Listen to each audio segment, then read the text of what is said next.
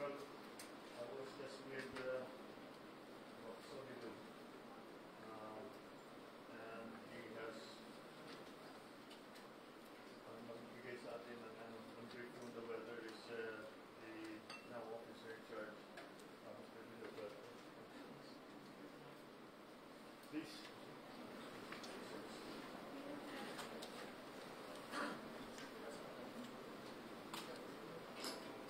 Good morning, everyone, and magandang umaga po, mga Presidente.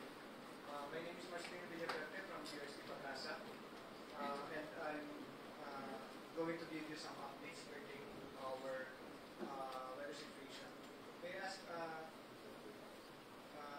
technical team to share our presentation? So, our presentation is based on the weather update that we analyzed at 9 a.m. today. So, could you please go to the next slide, please?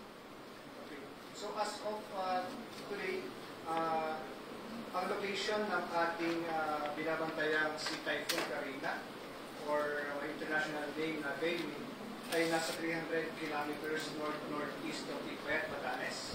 At ito ay may taglay na lakas ng hangin na 155 kilometers per hour malapit sa gitna at may pagbuksong 190 kilometers per hour. Ito ay kumikilos north-westward at 25 kilometers per hour. Next slide, please. Okay, so according sa our forecast, kikita natin na ang itong si Typhoon Karina ay naasahan natin na lalabas ng Philippine Area of Responsibility by tomorrow morning. Subalit, ito ay kasalukuyan nagdadala pa rin ng malakas na hangin, particular dito sa Batanes Islands. And then, bukod doon, ay hinahatak nito ang hangin habagat na siyang nagdudulot ng mga pag-ulan sa kasalukuyan sa NCR, particular din sa western section ng Luzon. Next slide, please. Okay. And kaugnay nito ay nakataas na ang babala ng wind signal number 2, particular sa Batanes Islands. Inaasahan natin na mayroong minor to moderate threat to life and property with that strength na winds. And then, next slide. And then, kaugnay nito ay meron ding signal number 1, particularly sa Babuyan Islands, sa northern portion of mainland Cagayan, ganun din sa northern portion ng Ilocos Norte. Next slide, please. And pinapakita naman dito ang mga naging pag-ulan dito mga nakaraang araw. Sa left panel ay noong July 21, mapapansin natin may mga ilang lugar sa ating bansa na nakaranas ng pag-ulan. Merong mga yellow shaded areas dyan na kung saan ay nakareceive ng about 50 millimeters na ulan. And then, nadagdagan ito noong July 22, mapapansin natin sa northern sections ng Luzon and then din sa western section ng Luzon, kasama ang ilang areas ng Mindoro Island ay nakaranas na rin ng mga malalakas na pag-ulan. And then, as of 8 a.m. today, next slide please, makikita natin na nadagdagan pa ang mga pag-ulan, particular sa western section ng Luzon. Ganon din yung ilang bahagi pa actually na kasama yung NCR ko, kung mapapansin natin, may mga red shaded areas dyan. Ito yung nag-cause ng mga pagbaha, kung mapapansin natin sa ilang lugar. Even going here to the Office of the Civil Defense, napansinin niyo na may ilang mga kalsada na medyo gutter deep yung tubig. So next slide please. And kaugnay nga po nito ay nagtaas na mabala, as of 8 a.m. today, meron tayong red heavy rainfall warning na kung saan inaasahan yung mga torrential na pag-ulan. Ito po ay sa Metro Manila, sa Rizal, sa Bataan, Pampanga, and Bulacan. And meron naman tayong orange or intense rainfalls sa Cavite and Zambales. And then meron tayong yellow heavy rainfall warning sa province ng Tarlac, sa Laguna, sa Batangas, and some portions of Quezon. Next slide, please. And then, kaugnay din ito ay nagkaroon tayo o nag-issue tayo ng Weather Advisory number 28 na kung saan ay inabisuhan natin ang ating mga kababayan na by tomorrow, ang southwest monsoon na pinag-iibayan nga nitong si Tropical Cyclone Karina o si Typhoon Karina ay magdadala ng heavy to intense rains, about 100 to 200 millimeters of rain, particular sa Ilocos regions, Abra, Benguet, Zambales, Bataan, and Occidental Mindoro. Samantalang moderate to heavy rains or about 50 to 100 millimeters ang inaasahan, particular dito sa atin sa Metro Manila, sa malalamig bahagi ng Cordillera, Administrative Regions, Tarlac, sa Merexiha, Pampanga, Bulacan, Rizal, Cavite, Laguna, Batangas, Oriental Mindoro, and Carolina. And then by tomorrow, July 25, inaasahan natin na meron pa rin moderate to heavy rains, about 50 to 100 millimeters of rain, particular sa Batanes, Babuyan Islands, Ilocos Region, kaya mga Benguet, Zambales, Bataan, at Occidental Mindoro. Samantalang by July 26, about moderate to heavy rains ang inaasahan sa Zambales at Bataan. Paalala ko lang din po na dito sa Metro Manila, by tomorrow, inaasahan pa rin natin ang ganitong kondisyon, Next slide, please. And kapag ito ay ito pa rin po yung inaasahan natin, related, direct kay Typhoon Karina, about 100 to 200 millimeters ng tanes, yung inaasahan natin. Next slide, please. And then, ang forecast rate po natin ay generally mataas, of course, sa mga mataas na lugar, bundok lugar. And with those conditions, inaasahan din natin ang flooding and possible dangerous landslides. And especially in areas that are highly or very highly susceptible to those kinds of concerns. And inasama rin po ito natin sa susunod na araw. And kapag ito ay may nakatas tayo na rain warning. Inaasahan natin 3.5 to 4.5 meters ng taas ng alon sa mga baybayin po dyan sa Batanes, Northern Coast, Cagayan, ganoon din sa Babuyan Islands.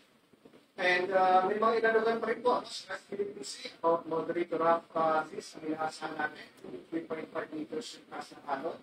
Moderate to rough seas naman sa east section ng Philippine Sea, 2.5 to 4 meters yung inaasahan natin siya.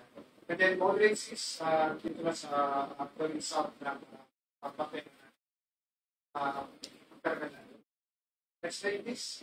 So, ito naman po ay yung 5-day forecast natin. For today, stormy weather pa rin, of course, dahil nandiyon maraming bagat, continue to affect Luzon and some areas in Visayas, particularly sa western section. And then, si Karina, ay inaasahan natin na nasa labasan ng Philippine area by tomorrow. And sa kabila nito, yung Metro Manila, the rest of Luzon and western Visayas provinces will have rains and thunderstorms. Although higher amount of rainfall is expected, particularly sa western section ng northern Luzon and central Luzon, Calabarzon and Mindoro provinces. By tomorrow, the rest of the country will have their weather conditions. Those that I have mentioned. And then by Friday, next slide please, southwest monsoon pa rin ang mga apekto. Northern Luzon, Central Luzon, Calabarzon, and Occidental Mindoro is expected to have rains and thunderstorms. Samantalang malalamig bahagi ng bansa ay nakapagpapagod. Then by Saturday, Sunday, next slide please. The effect of southwest monsoon will likely weaken, and but still likely to rin scattered rains and thunderstorms, particularly sa Ilocos regions, Batanes, Babuyan Islands, Bataan, and Zambales. And then the rest of the country will be fair weather.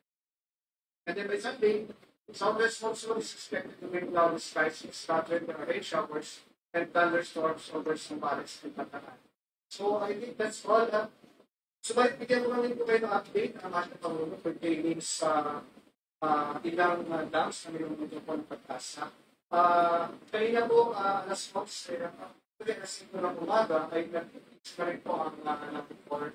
Yung mga dam operators na kung saan ay magbubukas na po ng gates from Tito Dam and then ang Bina Dam by 11 a.m. today. So, this 11 o'clock, kanina na ay nagbukas po ng gates ito. Ito pong Bina Dam, ang inaasahan natin mga apektuhan ito ay downstream niya, itong barangay Dalupirit, barangay Tinogan sa itong barangay Dalupirit. And then, may information dito tayo na po kanina, pertaining naman sa ating water level monitoring sa Santo Niño sa Marikina. ay nasa critical level to. Actually, explain critical level, which is currently at 18.15 meters. Yun po ang napakalakas na. Alright. Thank you. Malakas na. Kaya ng tubig. Kung ano tayo, have we nasabihan na ba natin yung mga maapektuhan? Pag nagpasa yung dam, pag ano tayo ng tubig, dapat warning na natin yung mga apektuhan sa barangay sa to. Yes, sir. I will just coordinate with the... Kaya ano ba siya nang i-evacuate? Yes, sir. Yes, kailangan po, sir. Actually, mamaya ibigay ko po report ko, sir. General situations. Have they opened it already? Pangalawa ko ba yung info MB nga damay na. Pero 5 a.m. po kanina ay nasa-list po ang Para doon sa mga areas na aabutan. And but nabisuhan lang o napadala natin ng tulong na para pag-evacuate. That's what we need to do kasi just being warned is not enough. Move to a safer place at least hanggang bumaba ang tubig. Yes, sir. Yes, sir. Yung kaya ng loob. Yeah, it should be part of protocol talaga yan, sir. Bago sila magbukas. Nung nagbukas tayo, yung sa Tabayo Mali, dami na walang coordination. Kaya huwag natin iwasan natin yun. At least, kulang yung pagsasabihan lang natin. Kailangan magpadala tayo ng sasakyan para mahanap tayo pinakamalapit na evacuation center o pwedeng gamitin na evacuation center. Ikipat muna sila doon. Right overnight. Bukas, para dumaan ng pwede sila doon. Anyway, but that's, we have to prepare for the downstream. Okay, thank you. Now the OCD will give us the briefing on an update on the general situation of the communities that are affected by this. His Excellency, in as much as the DOST Paglas has already given the weather update, I'll go directly to the effects or the combined effects of the southwest monsoon and tropical cyclones Butchoy and Carina as of July 24, 2024, 9 a.m. So shown on the screen are the incidents monitored. 83,154 affected families, totaling to 882,861 persons, of which 123,898 families or 612,324 persons are being served inside and outside evacuation centers. 71 LGUs suspended work and 105 LGUs suspended classes in regions 1, 2, 3, Calabarzon, Mimaropa, and Car. There are 8 dead, injured, and 1 missing in regions 9, 10, 11, and Barm as a result of the combined effects of southwest monsoon and the 2 cyclones. On the declaration of state of calamity, Abacan and Pikit, Cotabato in Region 12, Namalayan, Mindoro, and Maropa has declared state of calamity, and Butuan, Sabad Santos, Davao Oriental also declared state of calamity. On the status of lifelines, What 8 deaths? Yes. What were the causes of that? Mga drowning or no, sir. These are actually casualties in regions 9. These are yes, I know, but what the landslide, sir. In Zamboanga City, there are 4. 2 landslides occurred in 2 sitios in Barangay Pamuputan, Zamboanga City. And also drowning in Bukidnon, and also in Davao Occidental, especially in Butuan.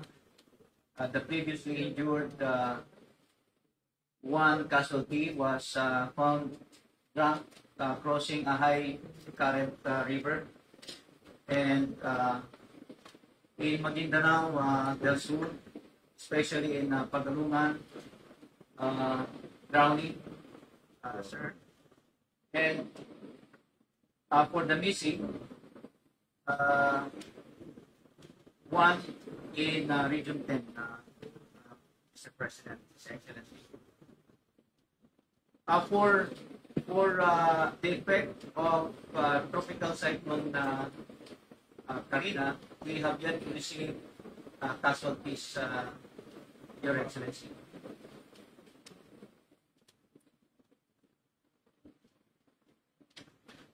So, with your permission, sir, can I Yes, proceed? please. Yes, sir.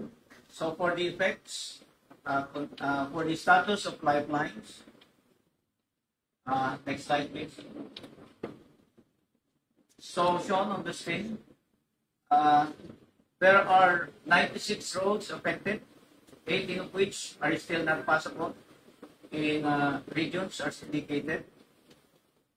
13 bridges were affected, 8 are still not passable, especially in regions 2, Calabarzon, Mimaropa, 9, 12, and Barm.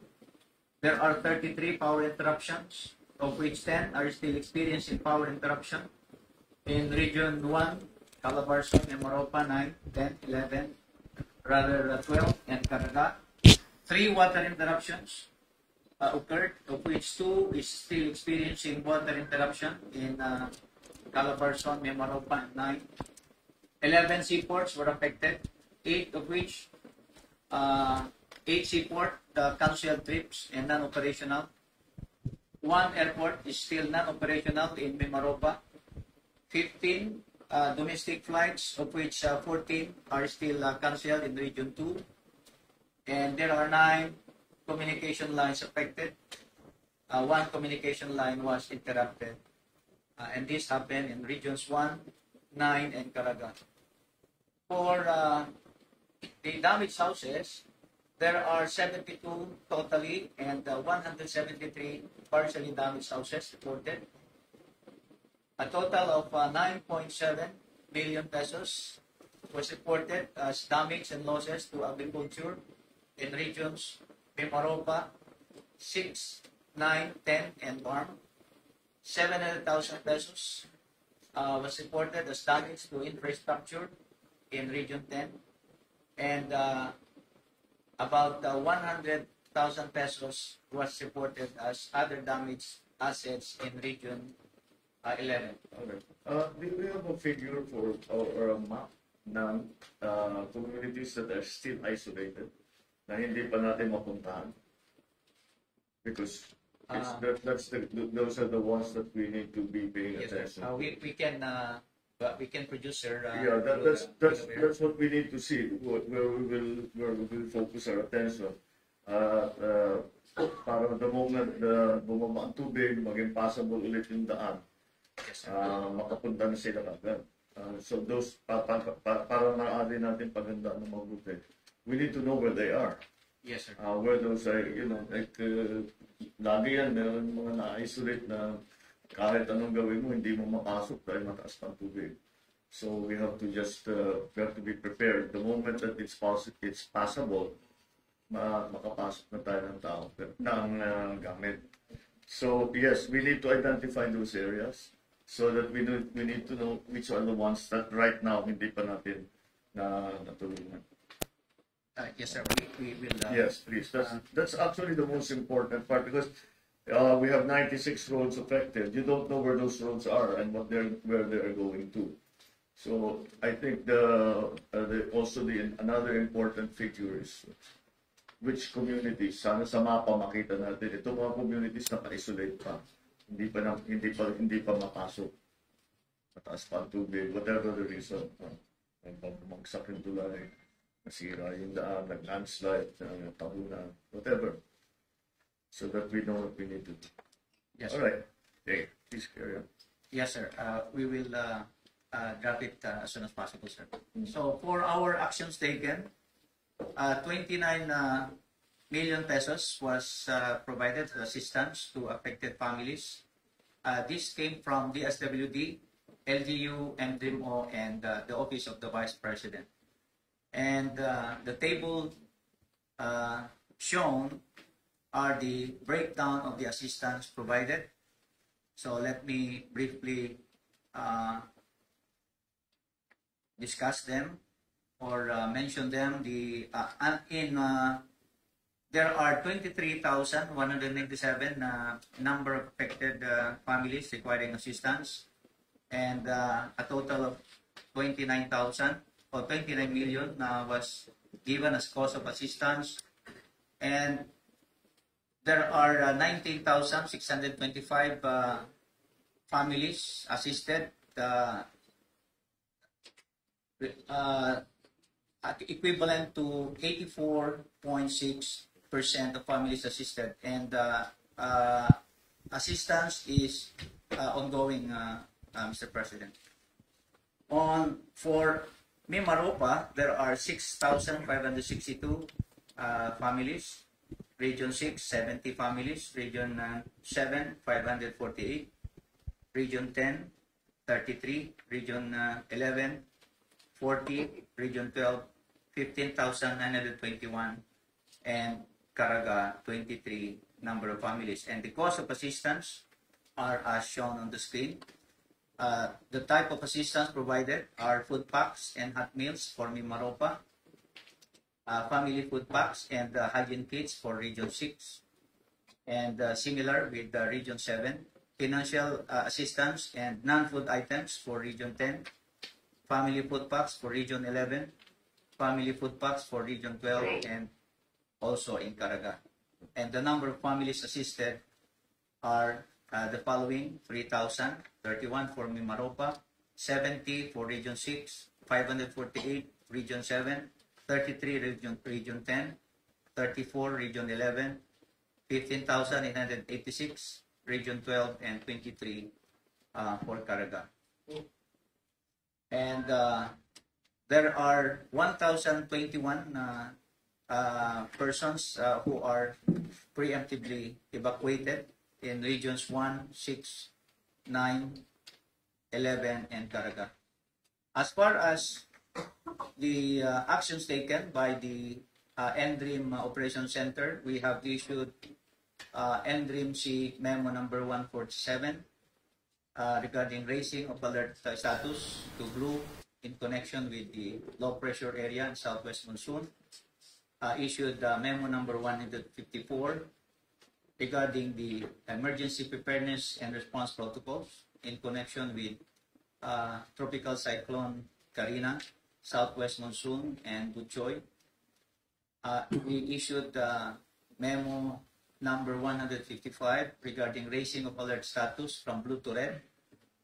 We continuously coordinated, or our OCD regional offices are continuously coordinating, including our NDREAM-C member agencies.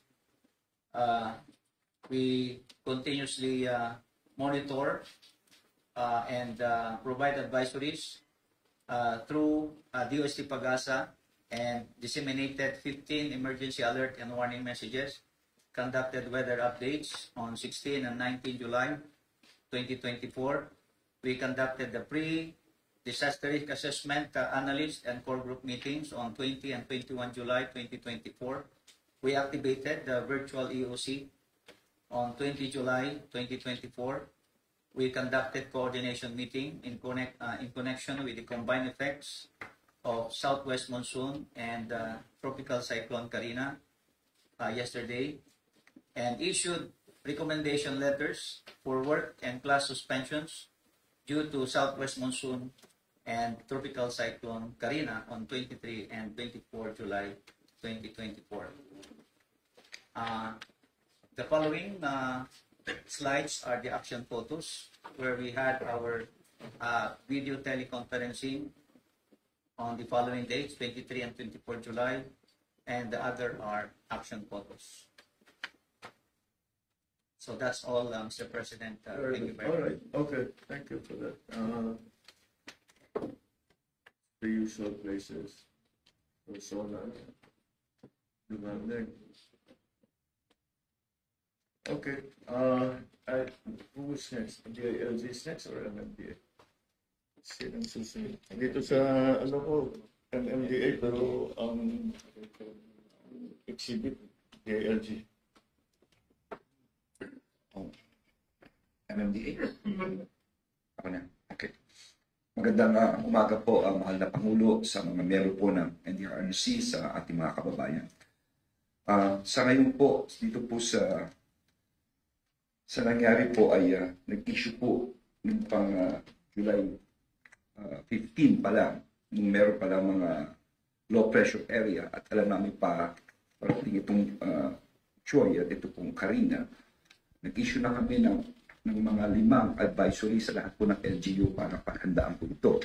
At ayon po sa aming Oplan Visto ay nagbigay na rin po kami ng mga dadaanan ng path itong bagyo. Nakikita ko na rito itong Abra, Apayao, Batanes, etc. No? At ayan po ang next. Ayan po yung mga issuances na nasa ngayon at yan po yung tract. At ayon po rito, ito po yung mga next please. Next. Yan. Next.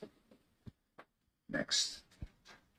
Yan po yung Oplan Listo para po sa ating kababayan. Ito po ay ang binababa namin sa lahat ng mga gobernador, mayor, barangay captain kung anong gagawin nila on the ground. Kung sila ba mag-evacuate, sila mag-iipon ng mga tubig, etc. etc.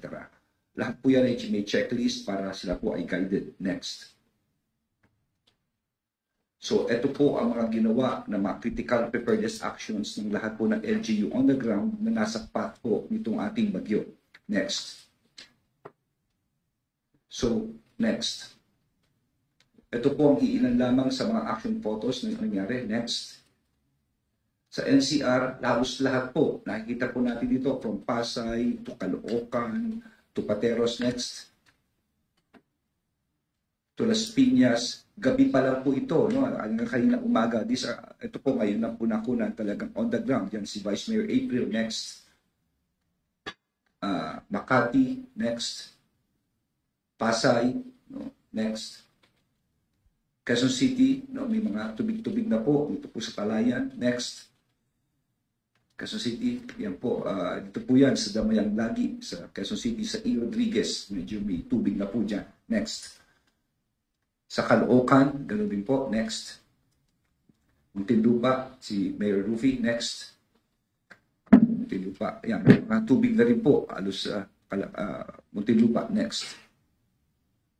Marikina, ito po ngayon, medyo mataas na po ang tubig rito. So, in fact, nag-text na sa akin si Sec Tony. Kaka-text ko lang po ngayon kay Mayor Marcy na kung po pwede mag-force evacuation na po tayo dahil medyo tumataas na po talaga ang tubig sa Marikina. Pero si Mayor Marcy po ay walang tulog. Kagabi pa po siya na dyan. Talaga nagmumonitor at sanay na po sila dito po sa nangyari sa Marikina. Next. Next. Taguig, next. Malabon. Ito pong Malabon naman, kausap ko si Mayor Jeannie, talagang kailangan magtanggal na sila ng tao dahil itong apektado itong Malabon na Botas no, dahil mamaya ay magkakaroon ng high tide alas 12. No? In fact, next, sa Nabotas ay nagpasig, naghahanda rin po sila Mayor Bico. Next, yung mga baha na rin Maynila. Naku, marami na rin baha po sa lugar ng Maynila. Next. Sige lang, Manila. Yan po si Mayor Hani. Lahat po ng mga mayor talaga nakadeploy. Karamihan po ng ating mga kalye ay talagang may tubig na po sa Kalakang Maynila. Next. Manila. Yeah, next. Navotas. Ito po, ang sabi sa akin ni Mayor El Rey ay halos 2,000 na ang kanilang ini-evacuate kanina pang umaga. At 70% ng Navotas ay baha. 80% ng Malabon ay baha at 60% ng Valenzuela ay baha. Ito po ay dahil yung kanilang flood control ay na-damage po, no? na tinamaan ng isang ship So it exacerbated, tapos nagkaroon pa ho tayo ng tubig po ngayon. Pero on top po ang ating mga mayor dito, as we are talking right now, continuous po ang kanilang evacuation. At ang Tulyahan River ay medyo grabe na po. This is from Quezon City to Valenzuela. Next. Nabotas. Ayan po. Continuing evacuation po rito si Mayor John Ray Chanco. Next. San Juan. Yeah, next. Ito po si Mayor po. Nandito po ngayon ng San Juan. Next. Of course, sa Mandaluyong, baha na rin po sa amin. Next. Okay. So, meron din po sa Region 3, sa Bulacan po, 338 individuals or 87 families. Sa Balanga, 65 families or 220 individuals. Sa Mariveles, 31 families or 112 individuals. Pinapakuha ko po sa Kawayan, sa Angeles ay 32 families. Sa Aurora po, sa probinsya ng Aurora, kakakuha lang po nito 1,830 families po, no? At 1,830 individuals or about 480 families. Babasahin ko lang, Mr. President. Sa Bataan po, ito ay sa Abukay, o total na lang sa Bataan o 111 families or 387 individuals. Ito ay sa Abukay, Bagak, Balanga, Mariveles, Morong at Pilar. Sa Bulacan naman, there are 89 families, no, or 345 individuals. Ang pinakamalaki yung affected ay ang Bulacan, ang Ubando at ang Pulilan as per our report. At sa Angeles City at Macabebe po, no, ito ay 16 families or 50 individuals. So ito po ay sa Region 3. So because of what is happening, Mr. President, lalo na sa Metro Manila, ang rekomendasyon po namin po rito, baka pwedeng maibig. Thank you. So, mabigat pa rin pala dito sa Metro Manila. Ang masaklap po yung amount ng rainfall, Mr. President. Napakalaki ng tubig. Oo, nakikita natin. At saka hindi walang tigil. Paano yung buhos?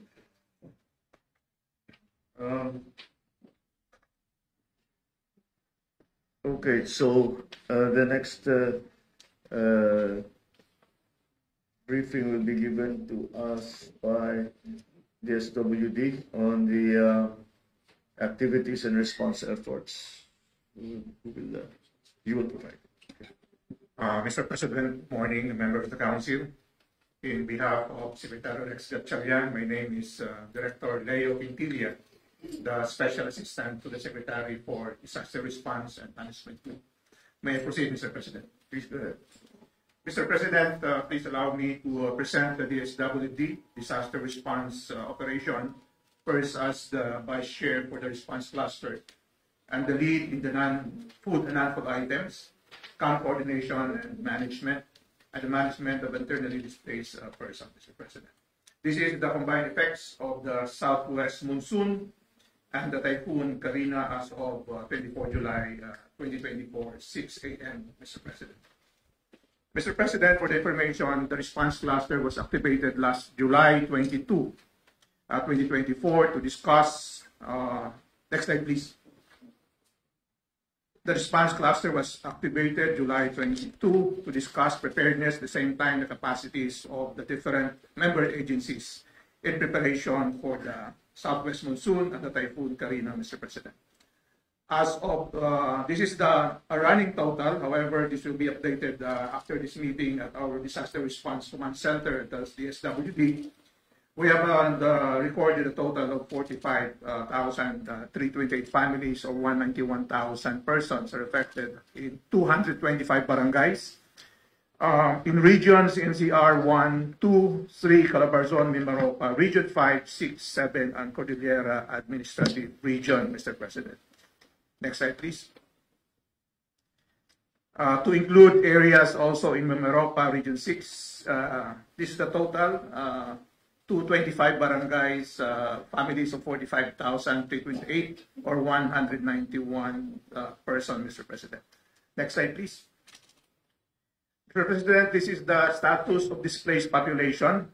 There are 1,702 families or 6,524 persons currently taking temporary shelter in 126 evacuation centers in various regions to include NCR 1, 2, 3, Calabar Zone, Mimaropa, Region 6, and Region 7. Next slide, please. The interest of the DSWD is on our vulnerable sector. So we have the following information, data for the infant, toddlers, preschoolers, school age, teenage, adult, and elderly. These are the vulnerable sectors inside our evacuation center. Next slide, please.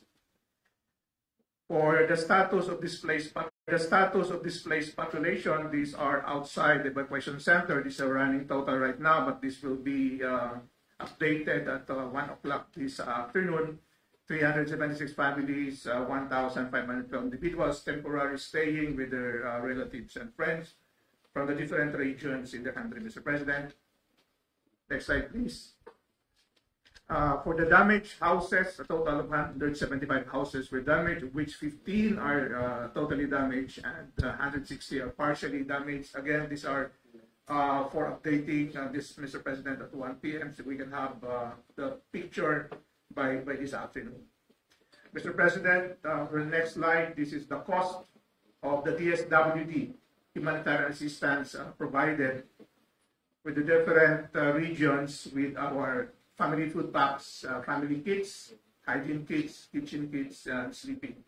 For total right now, we have a total of around 300,000, but this data will be updated. So going forward, Mr. President, our relief operations in the areas identified affected by southwest monsoon and the Typhoon Karina.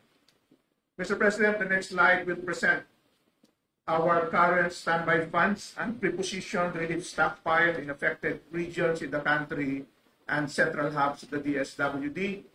Mr. President, currently we have a total of more than 1 million FFPs and other food items and non-food items with a total standby funds plus stockpile funds of 2.6 billion pesos, Mr. President.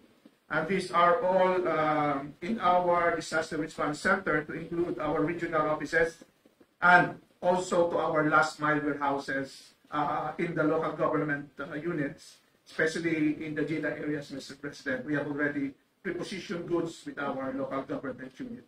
As a summary, Mr. President, next slide, please. Standby funds around 969 million with a quantity of 1.5 million FFPs and a cost of 1.2 billion and also 1.2 billion for the non-food items, total to 3.4 billion pesos, Mr. President. For the information of the President, we have still available around 1.6 million FFPs through our framework agreement with the different suppliers that are ready to be drawn down anytime we need additional family food packs to augment the local government unit, Mr. President. I think that's the last slide, Mr. President. Thank you very much. Thank you. All right. I was looking at the standby funds and preposition goods slide. If we look at the evacuees, just as a rough guide on displaced population, both inside and outside, ang madami talaga is Region 3. When you see when you look at the absolute numbers, it's Calabar Zone that really has been the most affected. So yung distribution ng stockpile ninyo, i-adjust na ninyo para nakikita na naman natin yung trend kung saan dumadaan, where are the areas that are being hit hardest. So as much as possible, doon na tayo we start repositioning there already. As a response to the need para hindi tayo mahirapan. I'm hoping that the forecast is is us being told that it will be away by the weekend, by Saturday. Wala na sa atin. Pwede na natin puntahan lahat. Everything is been cleared already. Wala naman, yung mga roads na hindi possible, ano yan, baha na landslide. Landslide. Yeah, but we should be able to fix that very. Walang major na tulay na magutan. Oh, so good. That's a blessing, at least in disguise. But hindi natin yan. Okay, so I think, well, the response is okay. We just have to keep it up. The SWD continue to support. You continue monitoring it. You work with the OCD. Together, you can so that you can again focus your attention on those areas that we will have to service that are presently isolated. Importante yun. Kasi yung mga yan, hindi na kumain na ng ilang araw. So, as soon as possible, dapat naka-ready na yung ipapasok natin. Because we know that they are the priority and critical in situation. Of course, those we are providing assistance to outside of the evacuation centers and both inside. Sige, patuloy lang natin gawin yun. Ang ano naman dyan, sila mismo, the evacuees will be the ones who are always in a hurry to go home. So we just make sure that they have everything that they need. And again, yung sa dams, kasi talagang very bad ang experience natin nung nagbukas sila natin sa Cagayan na tinamaan. Ang daming nalunod doon. Okay, so we have to, all right, I think we just follow our standard procedures, but I think now the only thing that we are not doing that we should do is know where the focus is. So when the focus will be Calabarzon, Region 3, ang DSWD, maganda na kayo. Baka maging matagal pa yan, hindi bababa ang tubig. So yung mga stockpile ninyo, ready for those areas.